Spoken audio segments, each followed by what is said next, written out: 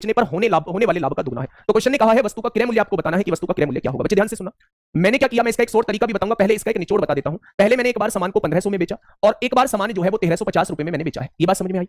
उसने कहा है मेरे भाई ध्यान से सुनना, यहां सीपी मैंने लिख दिया। उसने कहा है जब मैं उसे 1500 में बेचता हूं तो होने वाला लाभ जो है 1350 रुपए में बेचने पर होने वाले लाभ का दुगना है।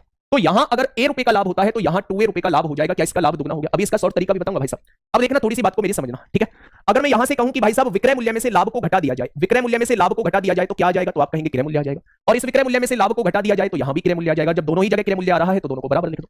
यानी कि मेरे भाई 1500 में से 1350 जाएंगे तो 150 बचेगा और ये माइनस है उधर जाके प्लस हो जाएगा। क्या ए की वैल्यू 150 हो जाएगी? तो आपने कहा जी बिल्कुल हो जाएगी, ए की वैल्यू 150। या तो मेरे भाई आप ए की वैल्यू 150 है तो 1350 में से 150 घटा दो, 1200 रुपए इस वस्तु का क्रय मूल्य आ जाएगा। या फिर ए की वैल्यू 150 है, 150 दूनी 300, 1500 में से 300 घटा दो तब भी 1200 ही आएगा। तो इस क्वेश्चन का सीपी कितना आ जाएगा? 1200 इस क्वेश्चन का जवाब आ जाएगा।